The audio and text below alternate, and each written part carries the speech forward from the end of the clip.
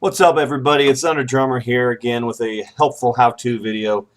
I've been trying to post a 60 frame per second video to YouTube for some time now, and couldn't quite figure out how to do it. Some videos have helped on YouTube, but nothing has explained in detail really what's going on, especially if you're a Windows user. This isn't really so much for Mac users. So I think what the main problem is with the Windows users is we can't right click and tell what frames per second, what frame rate our movie file is, because Windows is stupid sometimes and doesn't display all the information it should. So you've got an MP4 here or an MPEG or whatever. You right click on it and hit properties, and you go to details, and you see there's very limited information here: description, media, audio, origin, content, and file. Those are pretty much your basic ones. You're not going to see any more information than that, and so you can't really tell. There's no frame rate here. So what frame rate is this movie? We don't know unless you know for a fact what you recorded it in. I use Elgato Game Capture HD 60.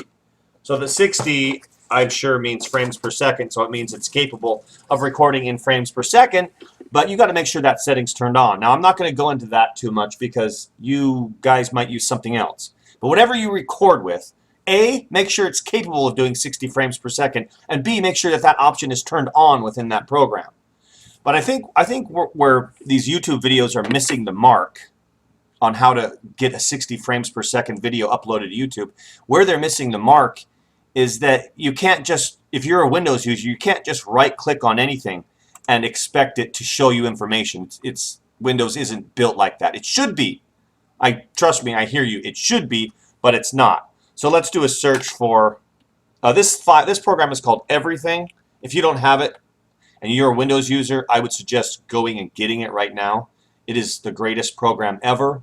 It will literally change your life in terms of searching for things on your computer. I've got a 2 terabyte in this machine, and I know that's not gigantic compared to today's digital storage spaces, but 2 terabytes is pretty large, and it's mostly full. And I need to search for things, so I can't use Windows Search because it's a piece of crap, and it just takes up all my time trying to type in the exact name.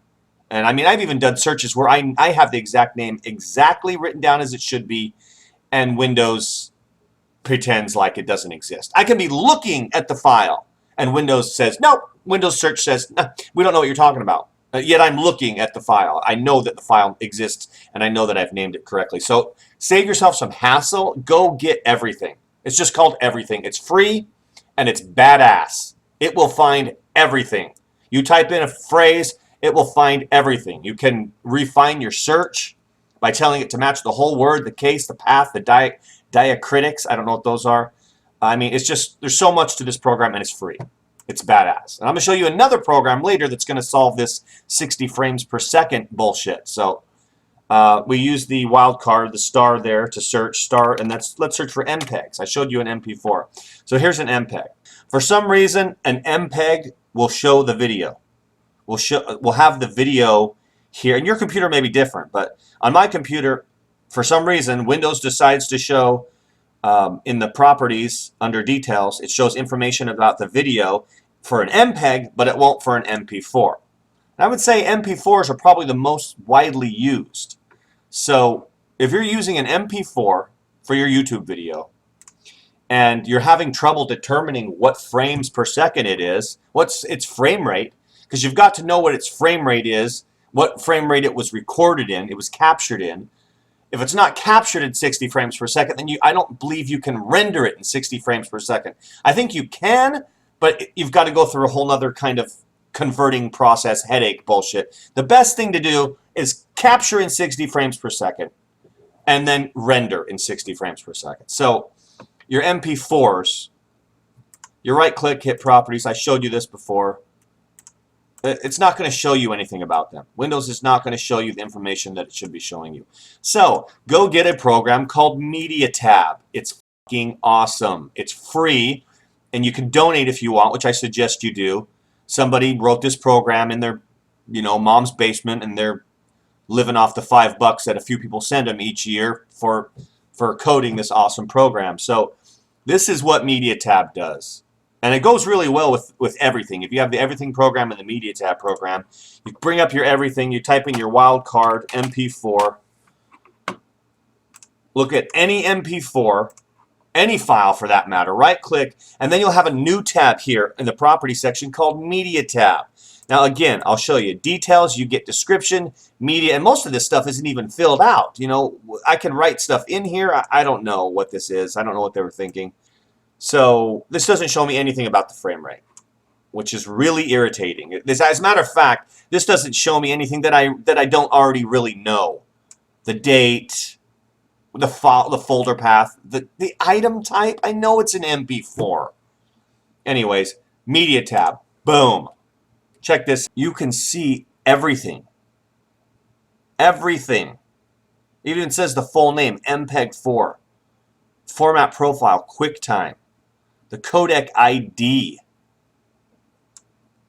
This is real nerdy stuff that most people will never use, but at the same time, it's really neat for a free program. So, frame rate, boom, 30 frames per second. That was before I had the option turned on in my Elgato Game Capture. So, now, when I record with my Elgato Game Capture, I turned on allow 60 frames per second. I don't know why it wasn't on by default. If 60 frames per second is supposed to be so great. You know what it did? When I changed it from whatever it was to 60 frames per second, it said, oh, it's going to take up 18 gigs an hour. And I went, big deal. 18 gigs an hour is not a big problem for today's computers. So I think by default, these capture devices are trying to save you space. And maybe that's a good thing. But just go in there and say, hey, do it at 60 frames per second. It's going to look better, and you're going to be able to get that option in YouTube. This is step one anyway. So, boom, right there, 60 frames per second. Frame rate, 60 frames per second. We know for a fact this is 60 frames per second. Now, I will show you by bringing this up in PowerDirector. Once you render in PowerDirector, or whatever program you're using to render your video, make sure that you're rendering it in 60 frames per second. In PowerDirector, it's Edit, Preferences, and then frames per second. So make sure it's on 60, and then whether it's your produce page or your finalize page, make sure that your settings, whether it's an MP4 or a MPEG or an AVI, make sure that the settings are set to 60 frames per second. Even if your time code in your editing screen is set to 60 frames per second, if it's not outputting 60 frames per second, then everything you did before isn't going to matter. And you can check with this new awesome program called MediaTab. Once you have a 60 frames per second rendered video and you upload it to YouTube, boom, YouTube is going to give you the option for 60 frames per second.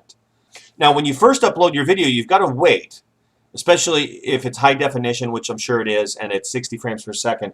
It's right away, YouTube's not going to be able to pick up. When you go to the little settings button on YouTube, it's not going to immediately recognize that your video is HD. You're going to have to wait a few seconds, depending on your internet connection. And it's going to take a while before YouTube recognizes that you're in HD. And then this will have a little 60 next to it. It'll say 1080p, whatever your quality is of your video, and then it'll have a 60 next to it. 60 is only available for 720 and 1080p. But you'll finally be able to upload in 60 frames per second. So I just wanted to share that. I felt like not enough was being covered in those 60 frames per second videos on YouTube. I guess they came up with an update for YouTube a couple years ago in like 2014. And there's a bunch of videos out, but nobody tells you, hey, if you use Windows, you're not going to be able to right-click on a video and see its properties and tell what the hell it is. You don't know if it's 60 frames per second. It doesn't show a frame rate here. So that MediaTab is really awesome. It's free. Also, go get everything. That's free. It's a great program. You're going to love it. I hope this helped you guys out a little bit. Just a quick how-to video. If it helped you out, comment, like, subscribe if you're not already. Thanks. I appreciate it. Under Drummer here again. You guys have a good day. Bye.